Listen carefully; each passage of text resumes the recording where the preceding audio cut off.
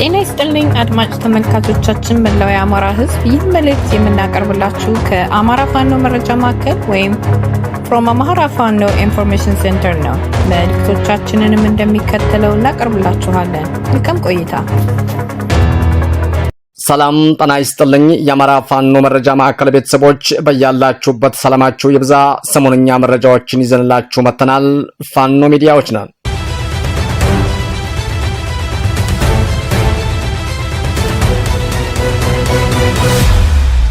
ከአማራ ፋኖ መረጃ ማዕከል የዕለቱን አንኳር የዜና ርዕሶችን በማስቀደም የዕለቱን ዜና እናሰማለን። ዕለተ እሁድ ሰኔ 7 2018 ዓ.ም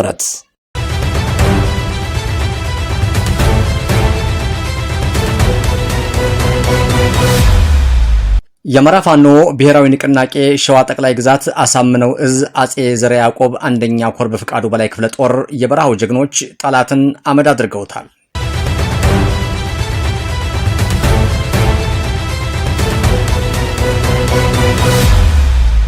የአማራ ፋኖ ሸዋ ጠቅላይ ግዛት አሳምነው እዝ ከሰም ሁለተኛ ኮር ኃይለ ማርያም ማሞ ክፍለ ጦር በሀገረ ማርያም ቀጠና በአገዛዙ የሚሊሻና የፖሊስ ኃይል ላይም ድል ተቀዳጀ።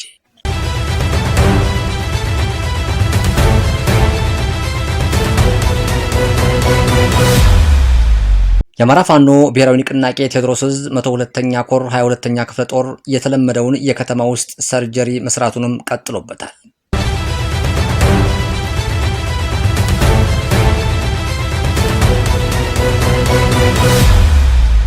ውድ የአማራ ፋኖ መረጃ ማዕከል አድማጮቻችንና ተመልካቾቻችን የዕለቱን ዝርዝር ዜናዎች በሚከተለው መልኩ ስለሚቀርቡ እንድትከታተሉን እንጋብዛለን።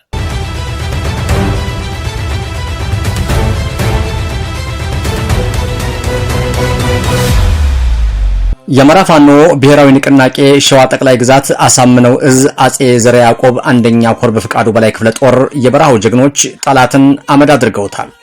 የአማራ ፋኖ ብሔራዊ ንቅናቄ ሸዋ ጠቅላይ ግዛት አሳምነው እዝ አጼ ዘርዓ ያዕቆብ አንደኛ ኮር በፍቃዱ በላይ ክፍለ ጦር የበረሃው ጀግኖች ትናንት ከማለዳው 1 ሰዓት ከ30 ደቂቃ ጀምረው እስከ ምሽቱ 1 ሰዓት ድረስ በተደረገ እልህ አስጨራሽ ውጊያ በሰረርኮላና በቱቲ ከተሞች መሽጎ በነበረው ያገዛዙ ኃይል ላይ እንደ ሳት ያቃጠሉ ጠንካራ ምትም አድርገውበታል።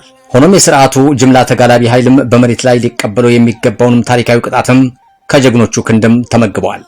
የበረሃው ትንታግ በፍቃዱ በላይ ክፍለ ጦር አንዲት እሳት የለበሰች ሻለቃ ወደ ሰረርኮላ ከተማ በረገጠችበት ቅጽበት በአገዛዙ ጥርቅም ኃይል ላይ የወሰደችውን ፈጣንና መብረቃዊ የማጥቃት ስልትም ጠላትን ሙሉ በሙሉ ግራ አጋብቶታል። ከዚህም የተነሳ ጭንቅ ውስጥ የገባው መውጫ ያጣው ያገዛዙ ኃይል ጫካ ውስጥ ያደራጀውን ዘራፊውን የሸኔ ስብስብ ለአጋዥነትና ለሕይወት ማዳኛ የጋበዘ ሲሆን የአናብስቶቹ ክንድ የማይነካ በመሆኑ ነገሩ እንዳሰበው ሳይሳካለት ቀርቶበታል። በመጨረሻም ጠላት የሚያስማርከውን አስማርኮ የጓዶቹን አስከሬን እንኳን ሳይሰበስብ ከተማዋን ጥሎ ወደ ጫካም ፈርጧል። ጀግኖቹ የሰረርኩላን ከተማ እስከ ምሽቱ 2 ሰዓት ሙሉ በሙሉ በቁጥጥራቸው ስርም አውለውታል።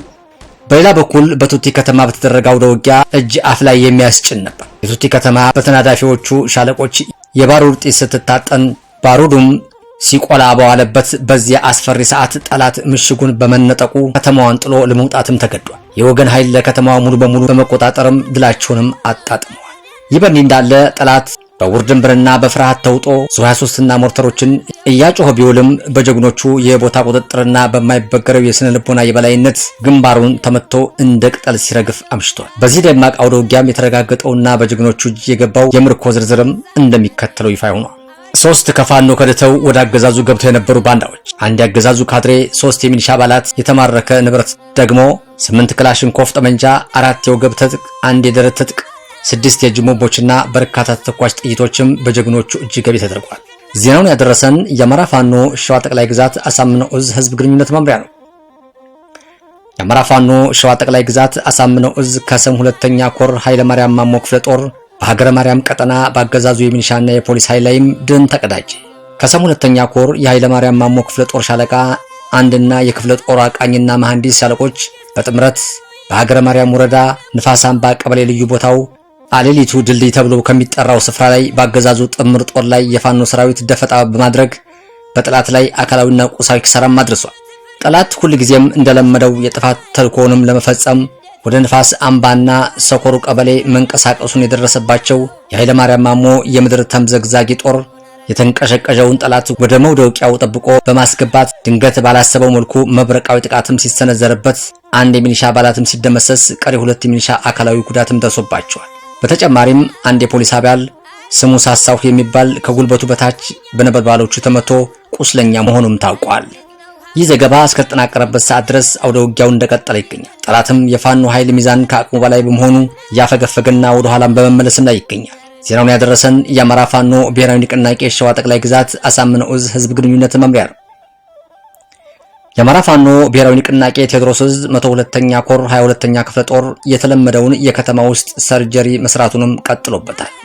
በዛሬው ዕለት ከጧቱ 4 ሰዓት ከ30 ገደማ በተደረገው የውስጥ ኦፕሬሽን መቼም ቢሆን ሊያስቀሩት የማይችሉትም የፈንጂ ማጥመድ ስራዎችንም በተፈለገ ቦታና ሰዓት መጠቀም እንደምንችልም ጠንቅቀው ያውቃል። ስለሆነም በተጠመደው በዛሬው ፈንጅ ታርጌት የተደረገው አጥቦ አይለብሴ ሁለቱ ማለትም ደግሰው ገብሬ ሙላው አምሳሉ የተባሉ የብልጽግና መንገድ ጠራጊዎች እስከ ወዲያኛው ሲሸኙ ከ3 በላይ ደግሞ ቁስለኛ ማድረግም ተችሏል። በዚህ ድርጊት የተናደደው የአብይ ዙፋን አስጠባቂ መከላከያ በአካባቢው የተገኘውንም የቤተክርስቲያን ምጽዋት አሰባሳቢን በአሰቃቂ ሁኔታም የገደለ ሲሆን አሁንም ይህ መከረኛ ህዝብ በዱላ እየተደበደበ መሆኑን ከስፍራው ያሉ ታዛቢዎች የነገሩን አሳዛኝነትም ተናግረዋል። ሰሞነኛ መረጃዎቻችን እነዚህ ነበሩ። የአማራ የህልውና ተጋድሎ ተጠናክሮ ይቀጥላል። ቸርን ሰንብት።